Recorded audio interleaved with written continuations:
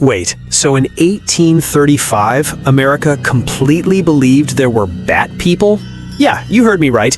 Bat people living on the moon, like full-on bat-human hybrids just chilling up there. And get this, the entire country, newspapers, scientists, everyone fell for it. This wasn't a joke. This wasn't a meme. Millions of Americans genuinely thought aliens with bat wings were real.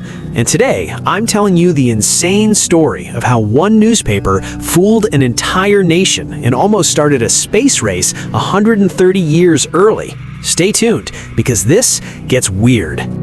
Okay, so picture this. It's 1835. America is obsessed with space. Like, people are literally losing their minds wondering if life exists on the moon.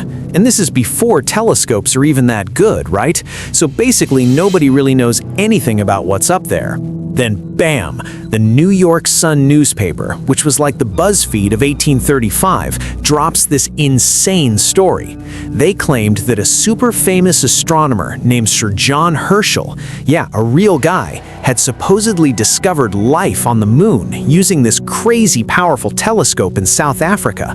But here's where it gets absolutely unhinged. The newspaper didn't just say, oh, there's maybe bacteria up there. No, they said Herschel saw giant bat creatures. We're talking winged humanoids, dude. Humanoids with faces, with bodies, just bat people living in moon caves, building structures, having a whole civilization up there. And remember, people couldn't fact-check this. No internet, no satellite photos, no way to verify anything. You had to just believe the newspaper, and they believed everything.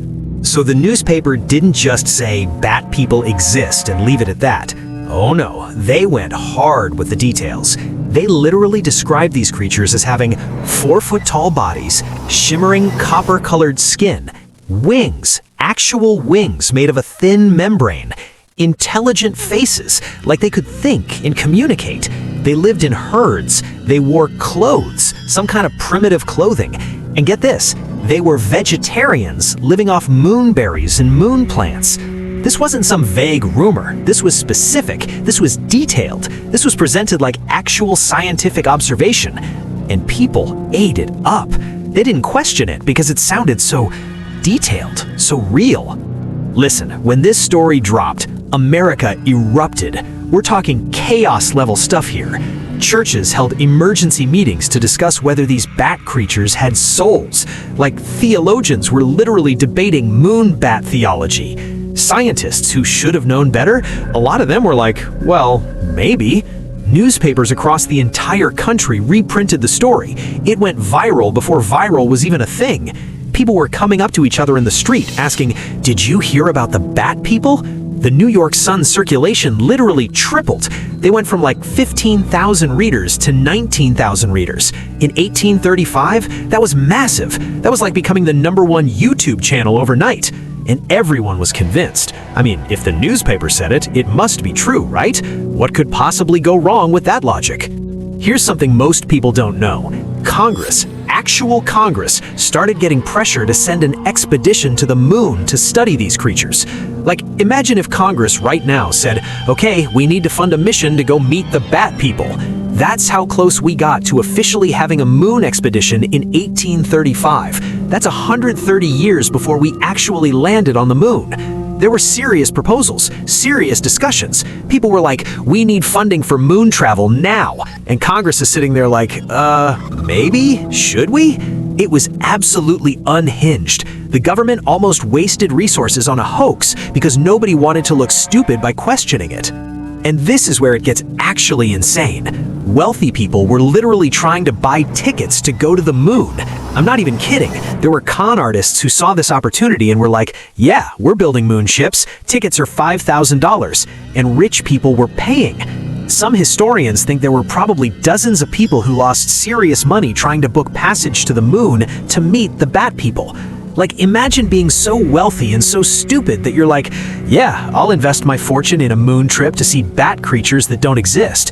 This might be the first time in history that a hoax directly led to financial scams. The hoax created an opportunity for other scams. It's hoaxes all the way down, baby. Once the story went viral, and I mean viral in the 1835 sense, other people started coming forward claiming they had seen the bat people too. Like suddenly there were all these reports from people in different states saying, yeah, I saw something weird in the sky, which was probably just clouds or planets or literally anything, but the narrative had been set. People were looking up, hoping to see bat people, and their brains were filling in the blanks.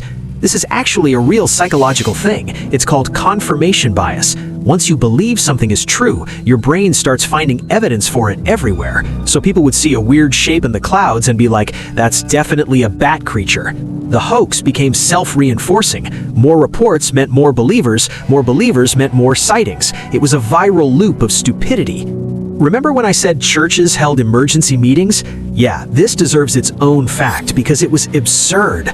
Religious leaders were genuinely concerned that these moon creatures might be demons sent to test our faith, aliens who might convert us to a weird moon religion, or proof that God created life on other planets, which would change theology forever. Some churches actually preached sermons about the moon people. Like, imagine going to church and the pastor is like, brothers and sisters, we must pray for the souls of the moon creatures.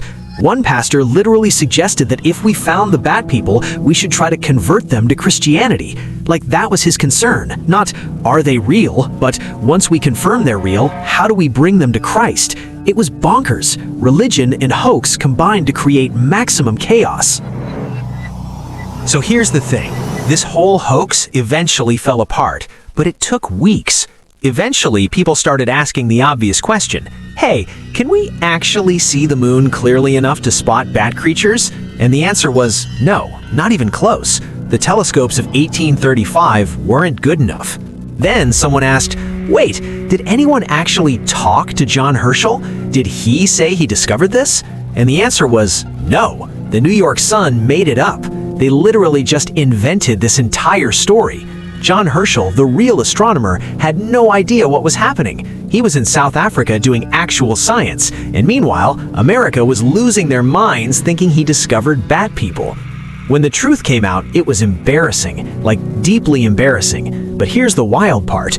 People didn't get angry at the newspaper. They were just like, oh well, we got fooled, lol, and moved on. The newspaper basically admitted, yeah, we made it up, and people were like, okay, cool. Nobody sued them, nobody went to jail. This was back when there were basically no journalistic standards. It was the first mass-scale media hoax in American history, and you know what?